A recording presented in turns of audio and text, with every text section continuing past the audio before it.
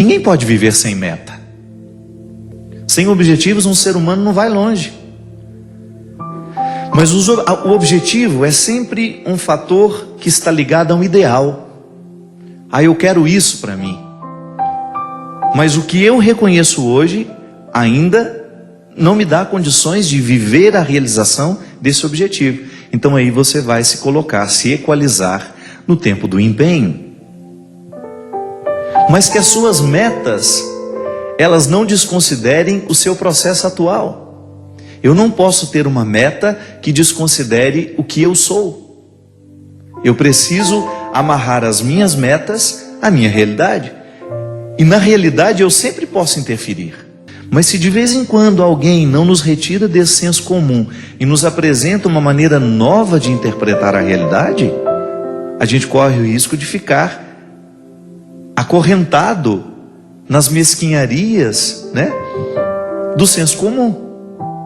Pensar diferente, pensar alto. Não era a proposta de Jesus? Ele não mudava a cabeça de quem ele encontrava para melhor, Ele fazia com que aquelas pessoas saíssem de um contexto antigo de interpretação de si mesmo, do outro, do amigo, da política, da religião, e fazia com que aquela pessoa avançasse aqui pela cabeça. O coração só muda depois que a cabeça pensou diferente.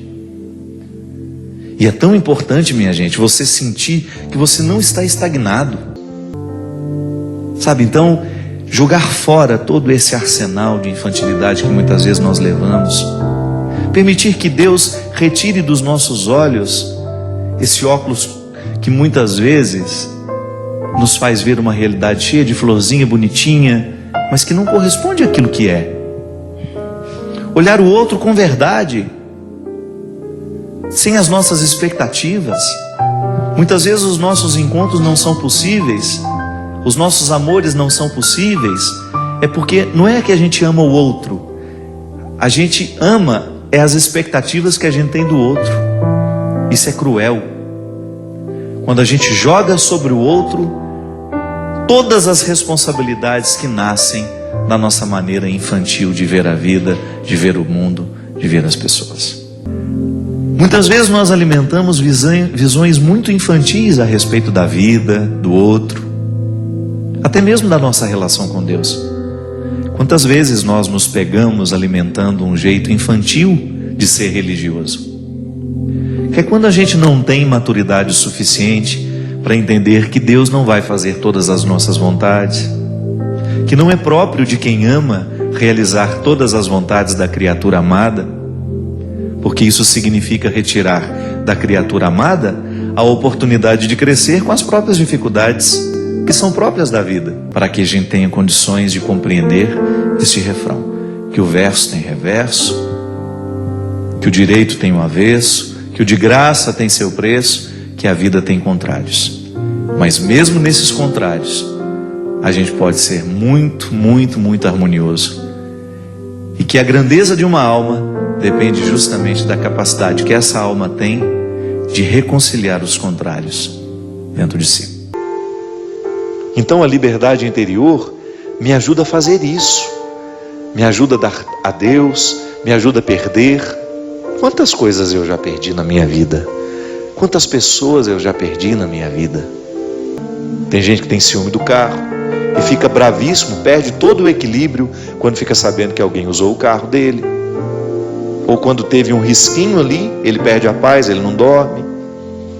Nós nos apegamos a situações, nós nos apegamos a pessoas, nós nos apegamos a status, nós nos apegamos até à imagem que temos. Tem gente que não aceita o processo do envelhecimento porque tem um apego à imagem que tinha na juventude.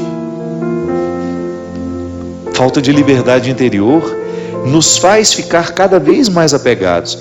O que é o ciúme? É um apego desordenado a uma pessoa, a uma situação, a um objeto.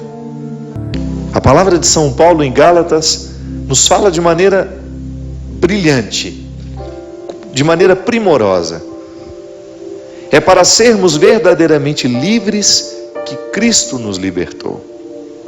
Permanecei, pois, firmes e não vos deixeis sujeitar de novo ao jugo da escravidão. Olha como o processo não termina no momento em que nós ficamos livres. Eu, ao ser libertado, ao dar um passo na direção da minha liberdade interior, eu preciso zelar para que as situações não venham me oprimir novamente. Porque todas as estruturas que nos escravizam continuam. A antropologia cristã, ela nos ensina que a nossa liberdade interior precisa ser libertada diariamente. Porque é um dom. É um dom que me pede uma tarefa. Não recebo de mão beijada, né? Como se diz comumente quando as coisas são muito fáceis. Deus nos deu a liberdade como um dom. Eu trago dentro de mim, você traz em você, todos nós recebemos. Agora, ser livre é outra coisa. É como você ter uma planta que precisa crescer mediante o cuidado que a gente tem com ela. Quando você rega, quando você aduba, para que todo aquele potencial que há na semente se desenvolva e aquela semente possa tornar-se a árvore que potencialmente existe ali dentro.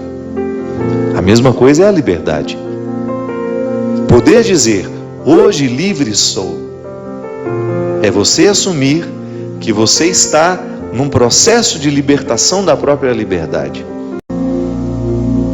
Minha gente, a liberdade interior talvez seja o valor máximo, o sabor máximo que um ser humano poderia experimentar.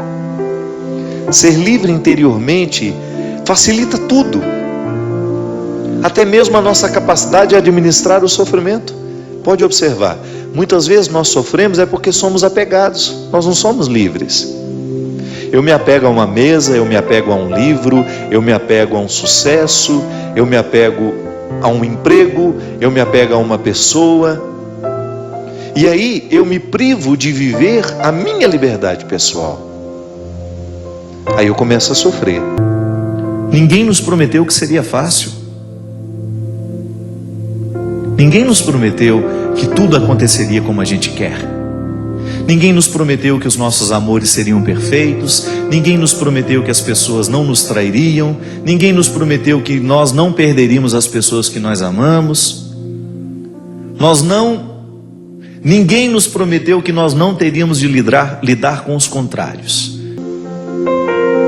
A liberdade interior, minha gente, ela vai colocando você em paz com a vida, sabe? Você vai ficando mais leve para conviver.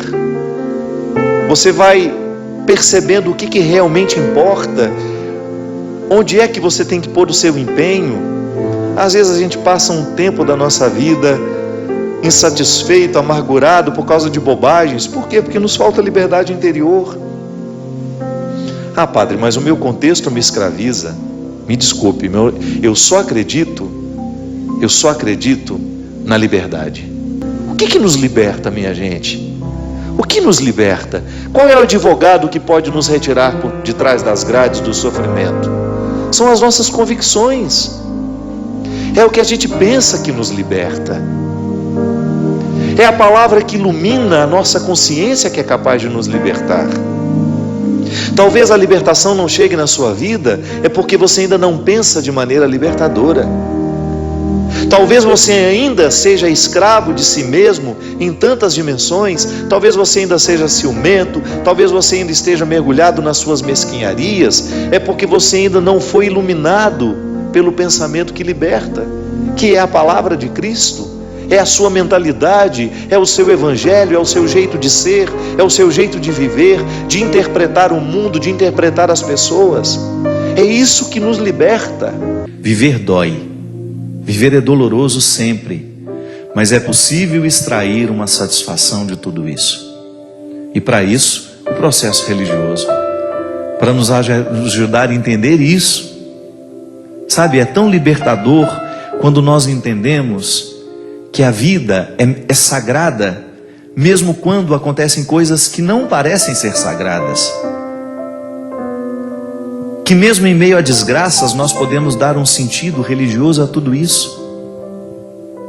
Que nós podemos compreender todo este processo humano como um dom a ser administrado de maneira santa. Eu hoje quero receber a vida, quero lidar com essa vida com maturidade, porque eu a compreendo como um processo santo. É santo viver, é sagrado viver. Motivação cristã. A Deus toda glória e louvor.